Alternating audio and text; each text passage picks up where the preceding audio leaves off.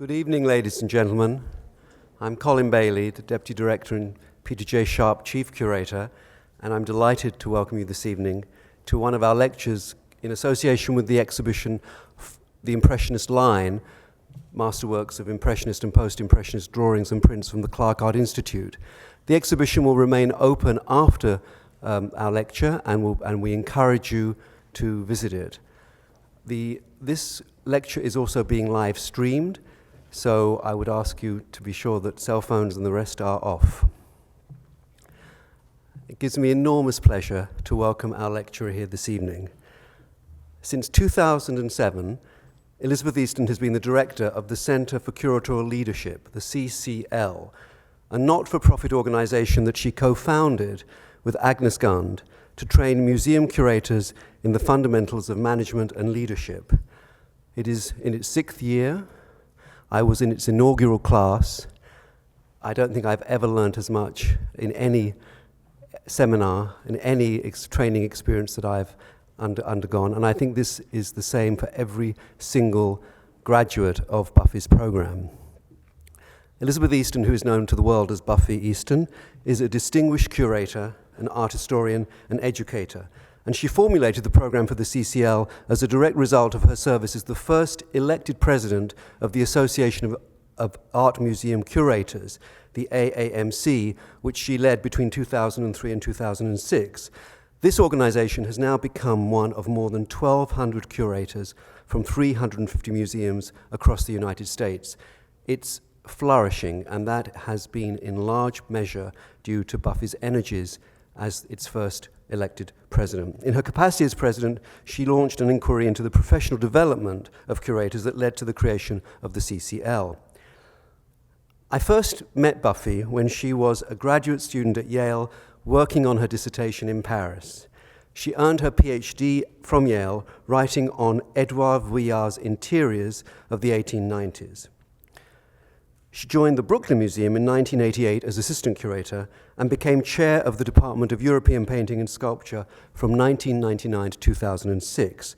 During her tenure there, she was responsible for numerous exhibitions, including The Intimate Eye of Edouard Vuillard, which traveled to Washington and Houston, Frederic Bazille, Prophet of Impressionism, Monet and the Mediterranean, Brooklyn Collects, and many others. Dr. Easton has written books, numerous articles and essays for exhibition catalogues, and a variety of art journals. Among the many academic honors that she has received, she was awarded a Fulbright and 2 Andrew W. Mellon Fellowships.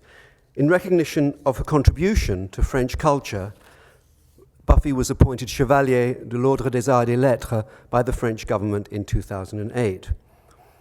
Most recently, in addition to her work as running the CCL, she served as the lead curator, the organizer, the presiding spirit of the exhibition Snapshot, Painters and Photography from Bonnard to Vuillard. This opened in Amsterdam at the Van Gogh Museum in 2011, traveled to the Phillips Collection in Washington, and Indianapolis in 2012.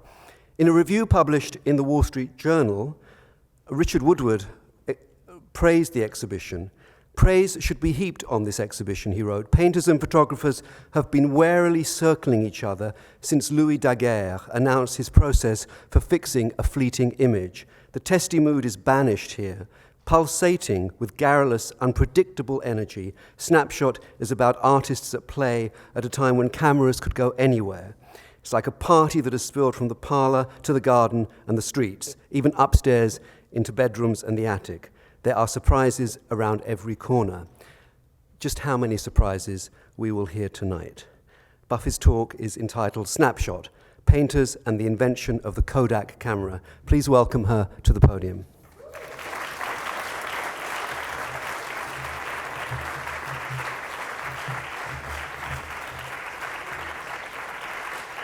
Thank you very much. That is without a doubt the nicest introduction I've ever heard about anybody, and it was so nice that it was about me. I began thinking about the relationship between photography and painting in Paris when I was doing research on my dissertation on Edouard Vuillard, a French artist who began his career in the generation after Gauguin, Seurat, and Van Gogh, and I'm showing you 2 early self-portraits. I spent several afternoons at the home of Antoine Salomon, Vuillard's great-nephew and heir. You can imagine, as a young graduate student, how intimidating it was to be in his living room around the corner from the Plaza Athénée, with paintings stacked in groups of 5 facing the wall that I never once saw. I asked to see school notebooks, sketchbooks, and as a lark, I inquired if he had any photographs taken by Vuillard. Antoine, a mustachioed, frustrated actor who spent all of his time administering to the legacy of Vuillard, threw 2 manila envelopes on a table. As I began to pull bunches of photographs out of the packets, it was like peering into Aladdin's cave. Antoine and I spent about a week trying to make sense of the photographs in the most general way. Then a new archivist arrived, and she pulled a photograph out of my hand and said, and I quote, "This is the last thing you will ever see in this archive," end quote. I was 25 years old, had just discovered a treasure, and was sent packing. The few images I saw that week constituted my entire knowledge of his photography for the next several decades. Almost exactly 20 years after my first visit, I was invited back to see the photographs once again, to write about them for Vuillard's retrospective. Now organized and cataloged, they had grown in number from 100 or so to almost 2,000. I was allowed one day to look at them. This experience provided the seed which ultimately blossomed into an exhibition entitled Snapshot of the photographic work of Vuillard and 6 of his contemporaries, which opened last year, as Colin described. Virtually none of the photographs in the exhibition had ever before been seen in public, and yet, once grouped next to paintings by the same artist, they offered a great deal of information about these figures, who also included Maurice Denis, Pierre Bonnard, and several artists who are probably completely unfamiliar to you. It is the varied and often revelatory relationship between photograph and painted work which I will speak about today. To go back to the beginning of my own investigations, working on Vuillard's photographs proved informative about his pictorial construction, how he looked at the canvas compared to how he looked through the lens. Vuillard explored similar distortions in his canvases with the kind of exaggerated foreground and minimized background that you can see in both painting and photograph of Mission Tadé Natanson from about 1898. And even though it looks like these paintings do the reverse, actually you can see in the foreground there are 2 large figures. On the right, the figure of Misia, who is completely open to Vuillard. He was completely in love with her. And in the back, he squeezes Tadé behind the piano right here, and he actually scratches out his face with the wood part of his paintbrush. Whereas here in the photograph, he's focused the lens on Misia in the background, and Tadé in the foreground visually surrounds her, but is out of focus. Tadé was Vuillard's patron and publisher of the avant-garde journal, the Revue Blanche, and Misia, his wife, was the muse not only to Vuillard, but also Bonnard, Mallarmé, Fauré, and most of the artistic world of Paris in the 1890s. Vuillard's photography is of interest to me, not so much because of how he used photographs as studies for his paintings, but rather how the distortions of the camera lens resonated with what he had already sought in his work in paint. The Musée d'Orsay, prompted by a gift of Pierre Bonnard's photographic archive from his family, did an exhibition on Bonnard's photographs in 1989, which he took during a period of about 10 years, starting like Vuillard in the mid-1890s. I realized that Bonnard and Vuillard took pictures together, and here you see them in Venice taking pictures of each other, much as tourists do to this day. And it also gives you a good idea of how they held the camera at chest height. Bonnard and Vuillard were members of a group called the Nabi, the Hebrew word for prophet. They wanted to be prophets of a new kind of painting that rejected the objectivity of Impressionism and channeled introspection, imagination, and evocation, much more the realm of fin de siècle France. Decoration and pattern, work in the decorative arts and theater design, all figured into their work. What I want you to think about as you look at the images I'm going to show you tonight is how artists who were drawn to an aesthetic based on evocation, to their imagination, could be fascinated with the so-called truth and objectivity of photography. Once I realized that Vuillard and Bonnard had taken photographs, I wondered if other members of the Nabi group or other of Vuillard's contemporaries had also experimented with the Kodak. And I found that every artist's family I approached, indeed, had photographs hidden in the attic or deposited in an archive. Claire Denis, granddaughter of Maurice Denis, let me have access to the photographic archive she had begun to uncover, eventually finding 3,000 photographs with many more rolls of film that haven't even yet been printed. And after a week of working in the archive, she said, "Don't you want to now look at the negatives that haven't yet been printed into photographs?" And I thought, no, 3,000 is enough to begin with for now. That's for the next scholar. These two photographs show Denis' children over the span of a decade, each positioned dramatically in the composition in a very similar way to his paintings. Denis bought a camera for the same reason many people do today, because he had a child. His photographs recorded the daily routines of family vacations over several decades. I began to collaborate with the chief curator of photography at the Musée d'Orsay, Françoise Albrun, and actually also Quentin Bajac, who has now recently become the chief curator of photography at the Museum of Modern Art just a few months ago.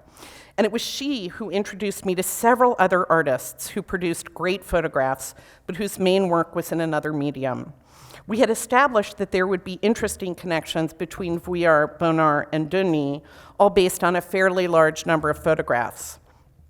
Orsay also had the photographic archive of Ari Rivier, whose pictures, here I show you of the Chat Noir and the Eiffel Tower, captured the patterns of light and shadow that were compelling to the other artists, but who also used the dramatic potential of the camera in a way that looked forward to 20th century modernism.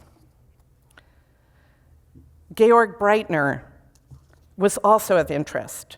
His photograph of a woman in silhouette along a canal in Amsterdam evokes the isolation and aloneness that was the condition of the modern city. Henri Evenepoel, a compelling Belgian artist who died at the age of 27 in 1899, created iconic images of late 19th century figures against the background of the Place de la Concorde. It's actually photography that links these artists, who have not been seen as a group before. They share a similar compositional outlook, similar subject matter, and when photography is added to the mix, their work presents strong connections across the different media they used.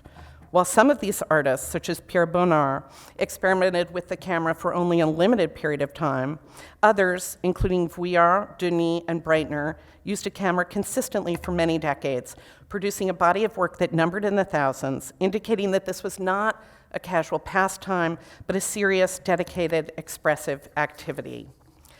The realization that there is this much of an artist's work that no one really knew about or had access to is astonishing. Scholars and the public alike are always interested in sketches and preparatory material that painters use or in their work in other media. We can see in the exhibition from the Clark, which is downstairs, how the works on paper inform the painted works of so many artists in the late 19th century. Finding so many photographs is like unlocking a secret door. It's not only that they are interesting in themselves, but it also just changes the way you look at the paintings by these artists. As a guiding principle, think about the following three things as you listen to my talk, and it will help provide the context for understanding this new photographic phenomenon in the work of these artists. You can divide the relationship between these artists' photographs and their painted work into three distinct categories. In rare instances, some photographs are used as studies for paintings, and here you see actually a beautiful Whistlerian photograph and painting by Garrick Breitner, which was done in a series of about 5 of a girl in a kimono. Here, with Vallotton, this was basically the only way Vallotton used photography as studies for his paintings, and yet you see, while the painting shows the woman almost exactly transcribed from the photograph, except looking down, in order to make the painted composition interesting, he adds a baby on the rug tearing up paper. More interesting to me are the similarities in composition of photograph and painting which reveals something about the artist's eye. And here, I'm going to talk about this later, is a painting of Croquet by Bonnard from the early 90s, and a photograph that has a very similar composition from almost 10 years later. And this great painting from 1893 of the Blue Sleeve by Vuillard, which really resonates with a lot of his photography, and particularly this photograph of Vuillard's mother and his friend Romain Coulouse, which I'll also discuss later. Finally, we can see in some of these photographs a pictorial construction that never appeared in their painted work, a way that the photograph freed the artists up to experiment or to look at the world in a new way. And here you see photographs by Rivier that never figured in to his printed work, but that are very compelling in and of themselves. And then two images of Lucy Hessel, who was the wife of Vuillard's dealer and his mistress in the French way for 40 years. These artists came of age and began their careers in the late 1880s at the same time as the invention of the Kodak camera. The portability of the Kodak and the ease with which it could be used made it one of the most exciting inventions of the late 19th century. Thanks to the Kodak, photography became accessible not only to professionals in this burgeoning field, but also to amateurs from all walks of life. Artists had been drawn to the allure of photography since its invention. Painters, including Delacroix, had experimented with photography from the early years of its existence. Although little documented evidence attests to the Impressionist embrace of the medium, Edgar Degas produced an important body of work in photography from a concentrated period of activity in the mid-1890s, and I show you his portrait of Renoir and Mallarmé. Degas used a camera on a tripod with glass plates, primarily the instrument of professionals, with which he could focus and have his subject pose for many minutes. This photograph of Renoir and Mallarmé required that they stay still for what was described as almost 15 minutes, by which time Mallarmé was almost being toasted by the fire in the fireplace behind him. Around the same time, the Nabi caught the fever of excitement surrounding photography. The artists I'm talking about chose to utilize the new and improved Kodak models intended for amateurs and hobbyists, produced in 1895-96. Before then, with the first Kodak, created in 1888, when you reached the end of a roll, 100 exposures, and by the way, the pictures were round, you would have to send the machine back to the Kodak, who would develop your pictures and install a new roll of film. I just want to take 1 second to say that in my work on photographs by artists, I did not focus on comparing them to amateur photographs by people using the Kodak. But this is typical of what you see, where you see an out-of-focus arm that's covering the lens and a scene behind. And so I didn't want to make a case for, photographs by artists are better and more advanced than amateur photographs with a Kodak, but I think this does give you an indication of the kind of photograph that you find when you look at random amateur photographs with the Kodak, this new phenomenon. In 1895, Kodak introduced roll film, which could be developed at the photo store down the block, and the prints were sometimes made by the artists. There is an account of Vuillard's process that describes this well, and I quote from his nephew-in-law. When the number 12 appeared on the little red window of the camera, Vuillard took it to his usual supplier, close to where he lived on the Rue de Clichy, to have it reloaded. The printing of the film was then entrusted to his mother. Sitting by the window, overlooking the square, doing some embroidery, she watched the frame exposed to the light, and when it was time, she proceeded to the fixing in a soup plate. On the left is actually the Kodak 95 owned by Evenepoel, and on the right is a photograph of Bonnard and Vuillard sitting together at a table, sorting through photographs. I hope that you can see the camera is right here, so I'm not making up this scene. It shows you the actual size of the camera and provides an insight into the habits of these budding photographers. I'm now going to turn to the work of these 7 artists in more detail, beginning with Ari Rivier, who began taking photographs before the rest of the group in 1889, so not with this kind of Kodak. Rivier was the impresario of the Chat Noir, the Shadow Theater, of which I'm now showing you one of his lithographs. Unlike the other artists, all of whom were painters, Rivier was a printmaker. You see the theater and vaguely the shadows across the scrim on the stage, which you may not realize that's what this is. But this does not at all capture the drama conveyed by his behind-the-scenes photographs, which highlight the capabilities of the camera. Combined with his instrumental work as impresario of this shadow theater, Rivier's contribution to photography of the 1890s is integral to an understanding of its activity and its potential. And can you see, who knows where he was when he took this photograph of all the figures behind the scrim that were moving. You can see the zinc cutouts right here, and the figures moving the zinc cutouts in this tiny area behind the scrim where the light was coming so that they would appear as shadows. The dramatic angles and lighting were much more redolent in his photographic work than in his printed work. Henri Evenepoel, the Belgian artist who died very young, is little known outside his native country. There are no works in public collections in the United States. You cannot see one painting by this artist in America, and few outside Belgium. But his work is similar in subject, composition, and paint application to the Nabi artists, and he used the same camera. He produced a body of work of which almost 1,000 photographs remain. And that means if he died in 1899, he was only taking photographs for 4 years. Remarkably evocative of that of his better-known contemporaries. The silhouetted figures on the right, inspired in part by the Chat Noir, may remind some people of Toulouse-Lautrec, and actually if the galleries are open, you can see the Toulouse-Lautrec prints in the first gallery. But the composition of the group in the foreground, with the vast empty space of the Place de la Concorde in the background, can also recall Degas' famous Place de la Concorde. His painting of his little boy, Charles Dumais, seen from behind in 1896, he uses that same back view. Of course, in taking photographs of children, maybe they are more still when you're taking them from behind and they don't know you're photographing them.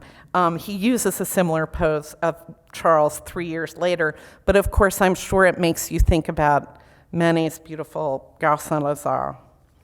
By the 1890s, the camera had become so integral, if not controversial, a part of the painter's equipment that the English artist Walter Sickert petulantly demanded that works of art that had used photography as a model be designated as such in exhibitions and catalogs.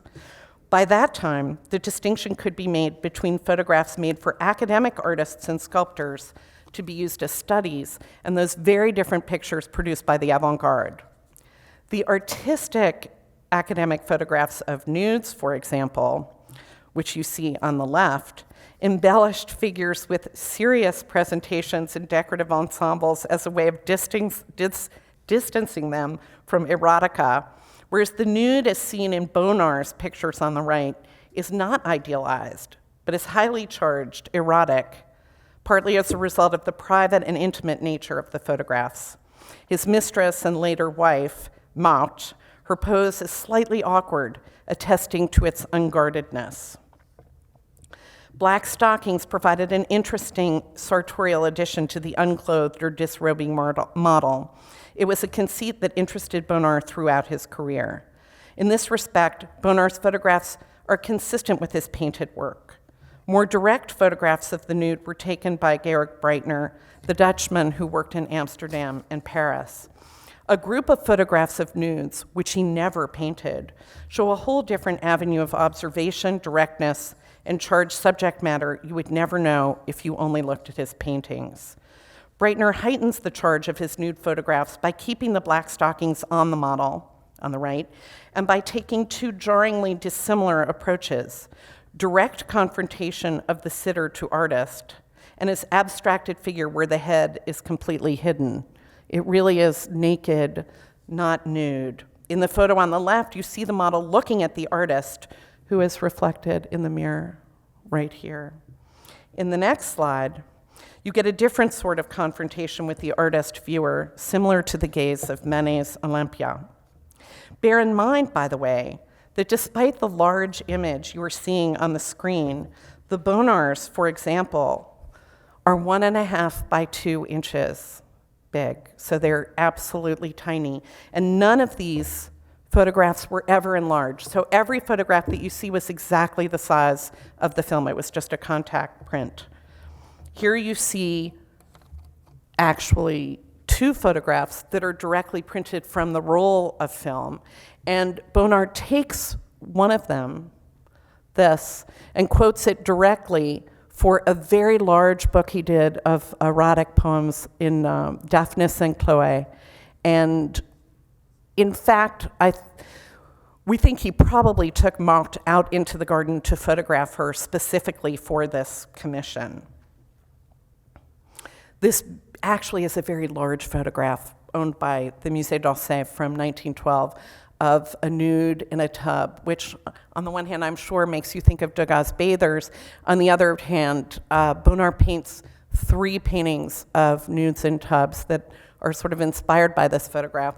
And when you look at his paintings, part of my interest is looking at their painterly compositions, and you see that out-of-focus towel in the foreground and the photograph on the left. And even when he's painting a painting, he paints his own leg in the foreground of the large blue nude. The majority of Breitner's painted work focuses on street views of Amsterdam. And you can see in this painting and photograph the bridge over the Singel and the woman on Prinsengracht. There's only one painting by Breitner in the United States of America, and that's at the Toledo Museum of Art. This is actually not at the one in Toledo, is of boats, which didn't really relate so much to my topic today. So I'm showing you this, which is in the collection of the Rijksmuseum. It was really through my collaboration with the photography curators at Orsay that I learned about Evenepoel and Breitner and Rivier. And I don't think painting people would, certainly American curators of late 19th century painting, would not otherwise be that familiar with their work. His photographs of children, with their penetrating glances and intense presence, are haunting. There's something about the cameras arresting a moment, a glance, unguarded and unposed, that is unlike painting. These could make one think of Diane Arbus's work 60 years later. Over 2,000 of Breitner's photographs are in an archive in The Hague, just stacked in boxes. And the photograph on the right of the girl with the ball, I found once and never found it again. There were no numbers on any of the photographs. There were no ways of documenting them. And so it was complete chaos to go through the archive. I think they're being cataloged now, and hopefully this photograph will reemerge because it's very beautiful. In many ways, these photographs are more direct, more powerful than his painted work. Equally, in many ways, they introduced a whole new iconography. Incidental views, unsettled images, in other words, the iconography of the everyday, which at the same time was an expression of a modern awareness of life. These unexpected views of everyday life often pushed or allowed the artists to experiment with the camera in ways that they never did in paint. And here you see 2 photographs by Vuillard of his little niece, just born, a baby, Annette, where he sticks the camera right up to the baby and it's out of focus. They bring a spontaneity to the moment, quite unlike the studied paintings of maternity that Vuillard produced at the same time. While the photos may resemble the fluid forms of the painter Eugène Carrière, creating intimacy by virtue of their indistinctness, the paintings create a sense of harmony through painterly means, pattern, color, which at the time was considered the highest form of artistic expression. With Denis, I hope this resonates with those of you who've been to the Frick a little bit early for the lecture. The source for his compositions can be traced all the way back to the Renaissance. He frequently went to Italy, where he wrote extensively on the Italian primitives.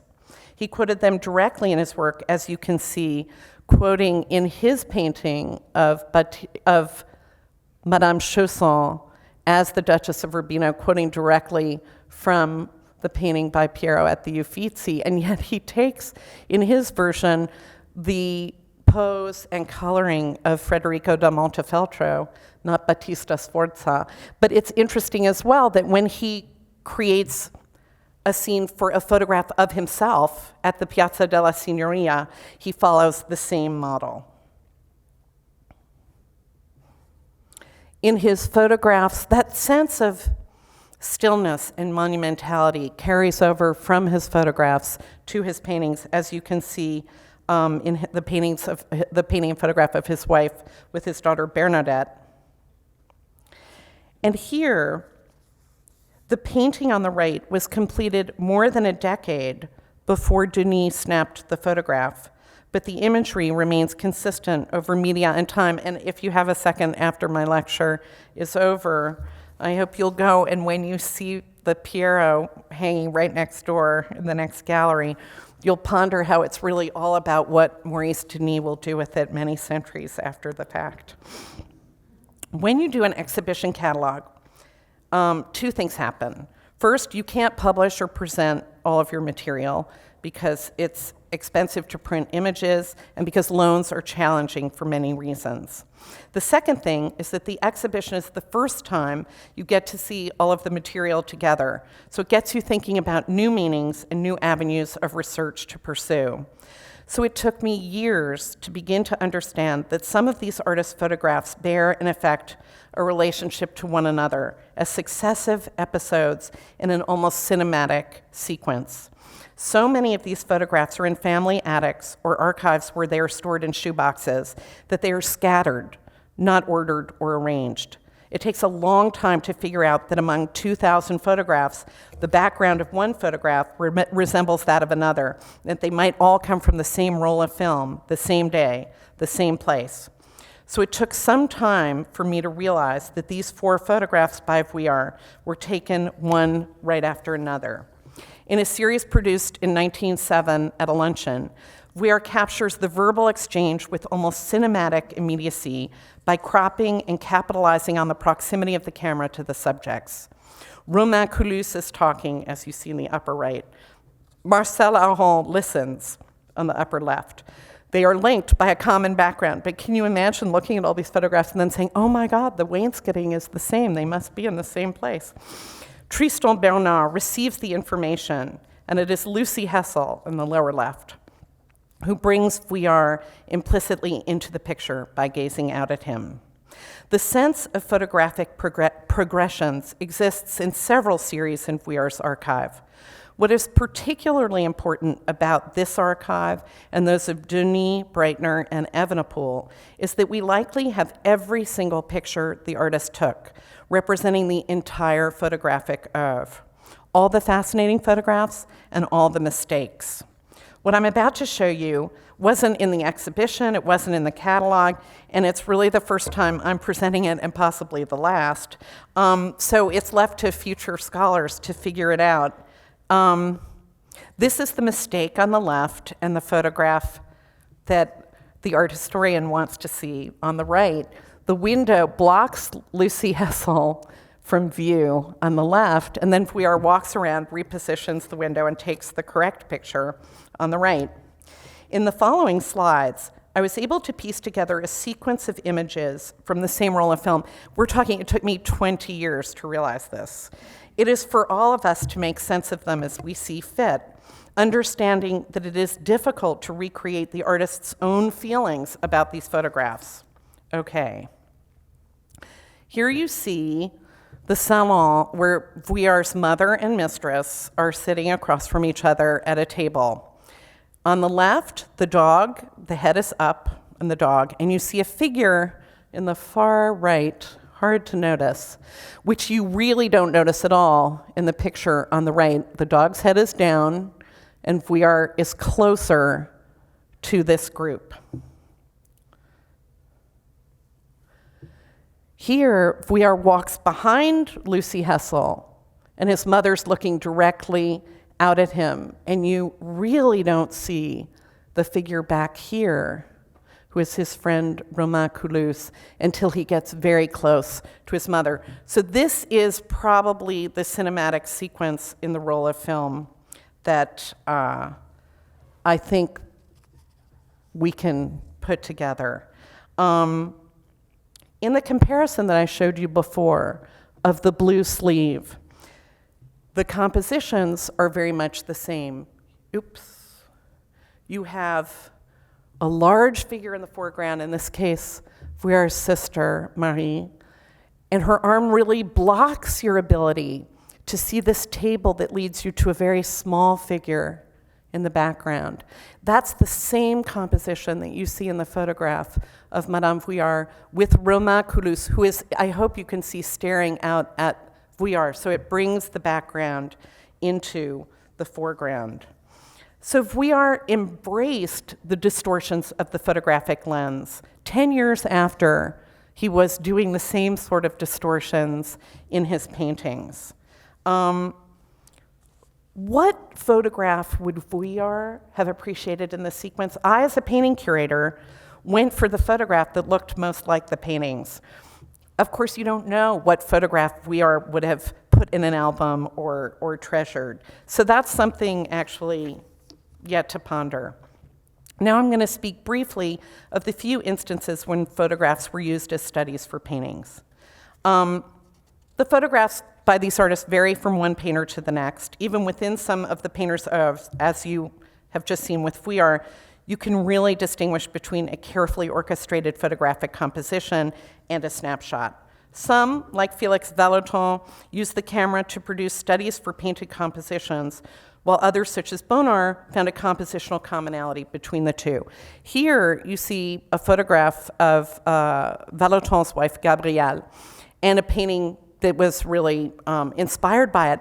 I had been to see the Vallotton great-granddaughter 3 times before I got to see this photograph, and there are only about 20 photographs by Vallotton that exist. And I said, why have you never shown me this fabulous photograph? And she said, but my great-grandmother hadn't brushed her hair that day. And so I think it's funny because art historians need all this material for their work, but for the people who own these photographs, that's their great-grandmother. That's a talisman. And so I think that we all have different needs and different roles that we assign these things. Here, I think the photograph is more interesting, actually, than the painting because you get another reflection of Gabrielle in this mirror that makes the composition a little bit more complicated.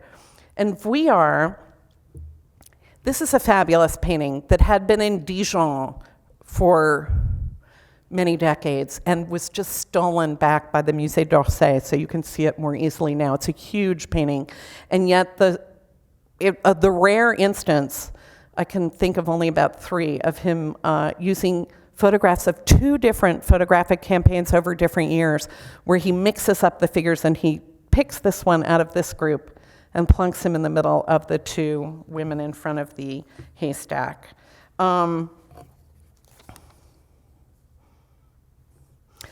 This is a great painting by Vuillard from São Paulo, and a very complex photograph by him as well. It seems as though all of his photographs were of his mistress and his mother together. But this early painting from 1891 shows that the largest figure and the smallest figure is the reflection of her in the mirror, has a very complicated spatial dynamism.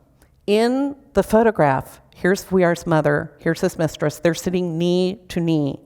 Lucy Hessel, his mistress, is looking right out at him, and Vuillard's mother is also looking out at him in the mirror that you can see. So even though they're sitting knee to knee, they have nothing to do with each other. Vuillard, the silent presence, is the person who's the actor really in the scene. Artists embrace décoration in their decoration, in their composition, paint application, color, pattern, and in fact, each artist was engaged at this time in large-scale decorative commissions, and their photographs evoke this too. Duny's 2 photographs here are notable not merely for the way the foliage frames the entire composition, but also for the way the dappled light equalizes in a decorative way both of the children and their surroundings.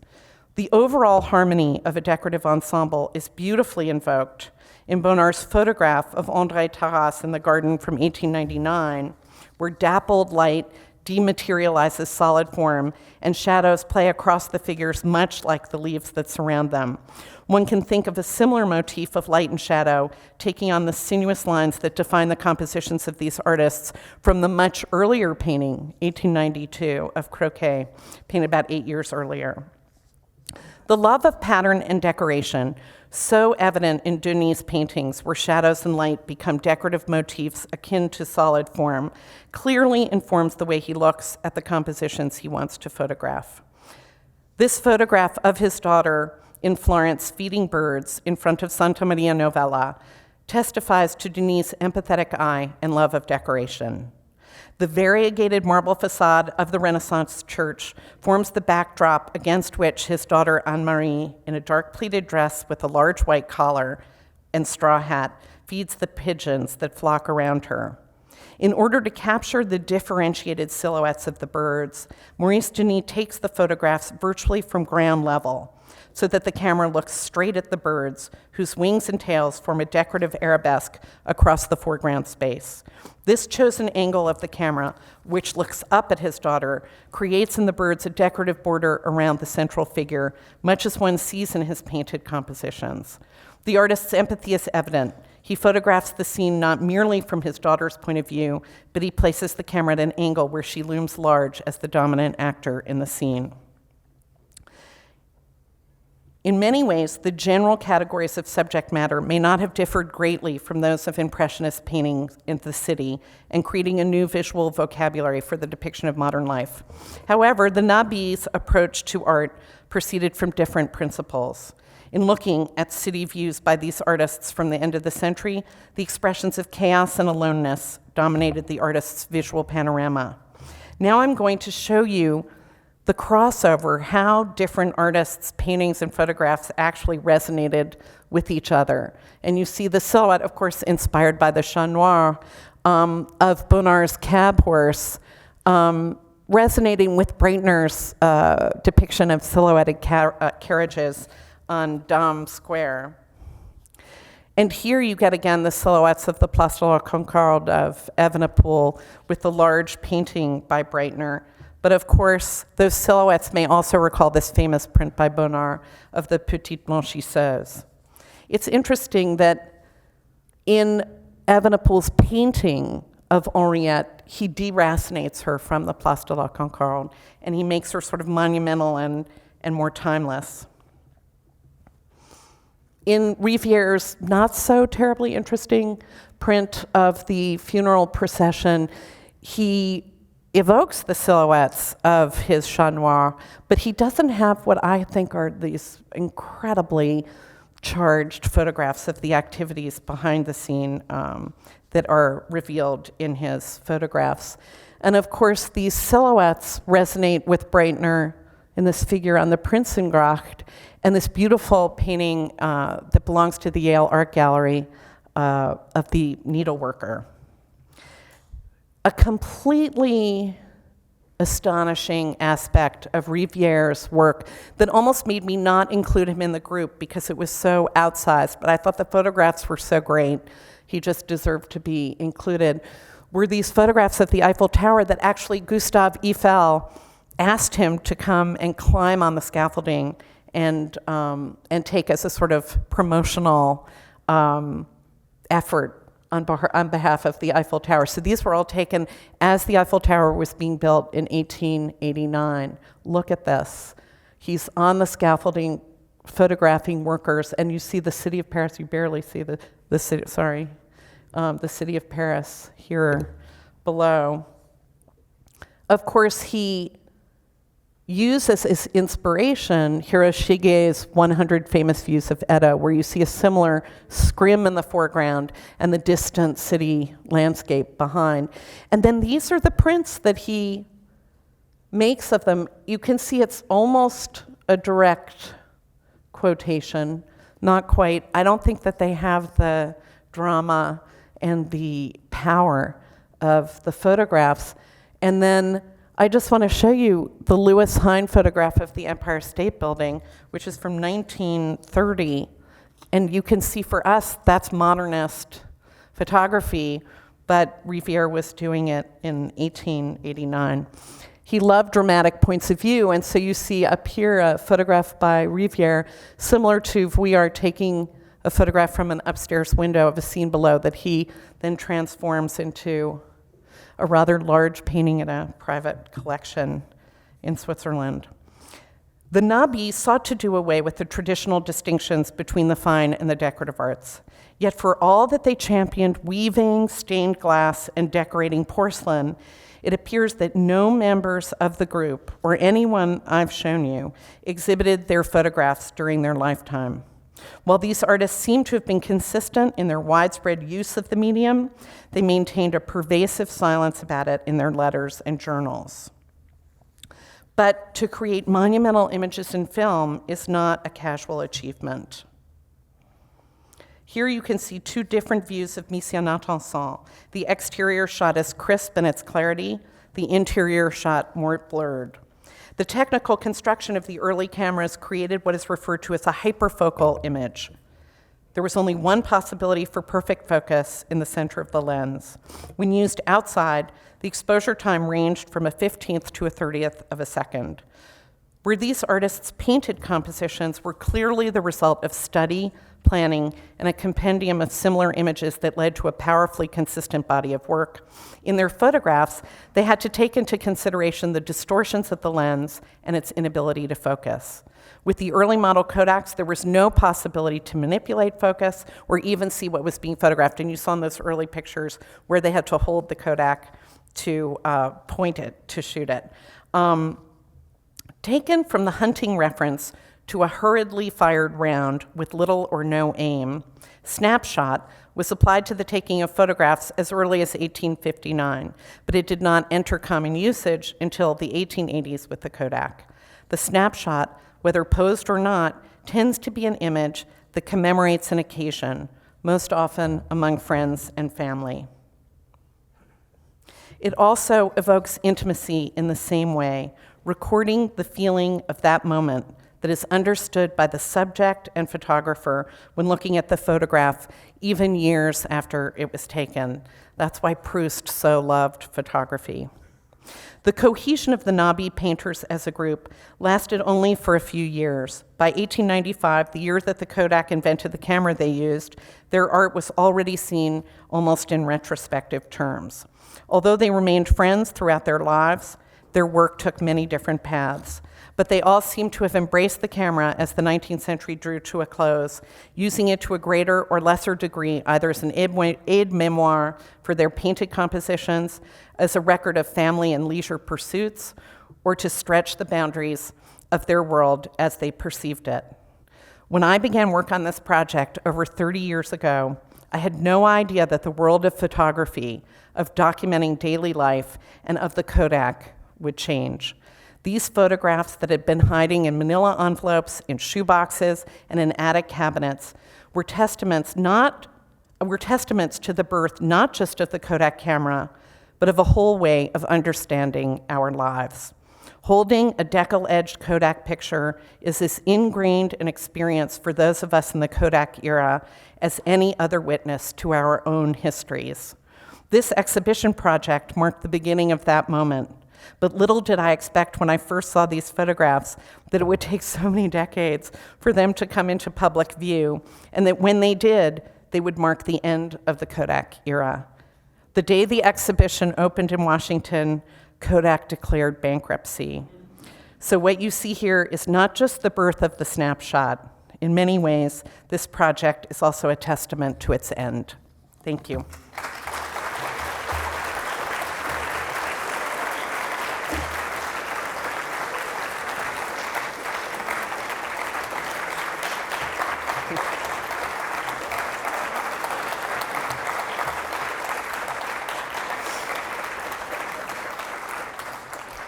Does anybody have any questions? Any Kodaks? Did you bring some snapshots to share?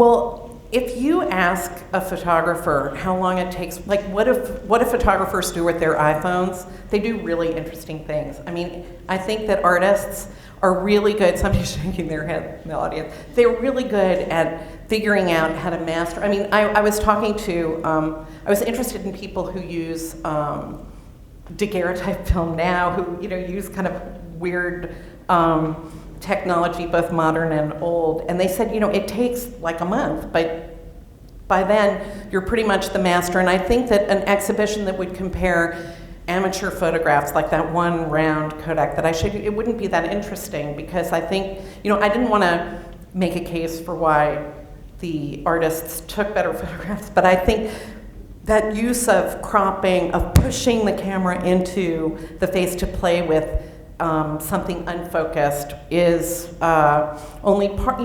I think I was probably hampered in what I did by my tendency to privilege the ones that look the most like the paintings. And it was just, you're nodding, it's probably true, right? And I think that in looking at hundreds and thousands of photographs, they're not all masterpieces. So I did sort of, actually, we had a colloquium, and we invited all the big historians of photography to come and say what they thought of our idea about 3 years ago. And they said, well, you're not using all the photographs. And I said, how could we possibly use the 10,000 photographs that would constitute the oeuvre of these artists? And in fact, I sort of wanted to paper the entry to the exhibition with all those with images of all those photographs to show that this is curated. It is. But I think that's okay. Some may disagree. Caroline. I just quickly wanted you to say again what the definition of snapshot is, because I've never heard that before. I missed it. So Caroline asked about the definition of snapshot, which is a hurriedly fired round of shots without specific aim. So it came from guns, but was used very early on with Shooting a picture or already used? shooting a picture. I know, isn't it funny? Yeah, it is. It was. It was. Yeah, Andre. That is actually a question, but it's interesting when you say the snapshot ended with it, but then it's one thinks of the next technology, and that moved from, I was fascinated by your showing that it was always at waist level, and then having it as an extension of the eye, what happens then? Yeah. Well, of course, even in my lifetime, the single lens reflex that you could actually see and manipulate.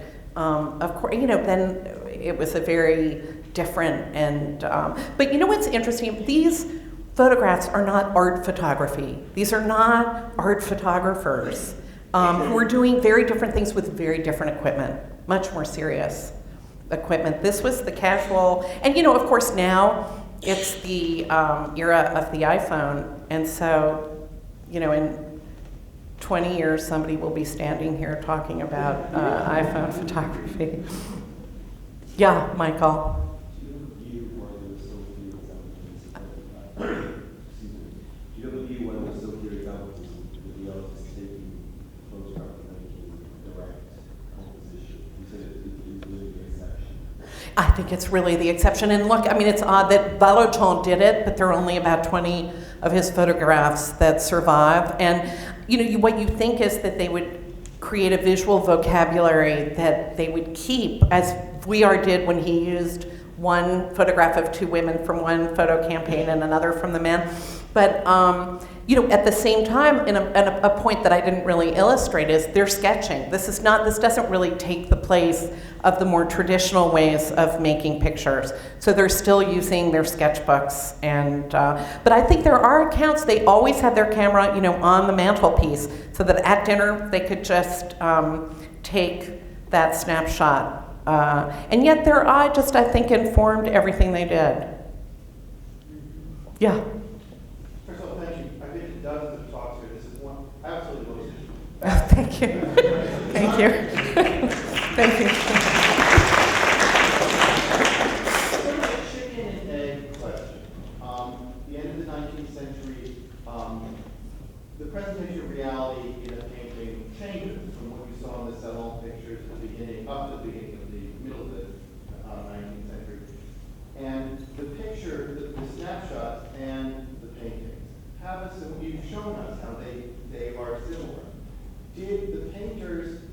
loosen up, at which point they said, well, I can take a picture that is the same aesthetic as my painting, or were they taking snapshots and looking at them and saying, you know, there's something in this that I could bring to my painting? Yeah, I think certainly it probably went both ways, but as I hope I illustrated, all these paintings from 10 years before the photographs were doing the same sort of things.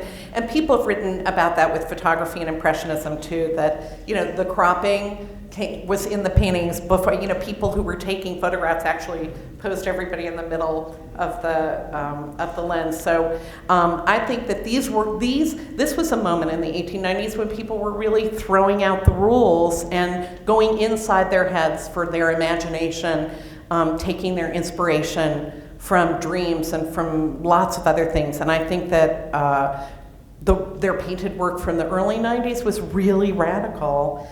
And so when they started fooling around with the camera, they must have been delighted that, what do you know, it actually did the same thing. The distortions were very similar. So thank you very much.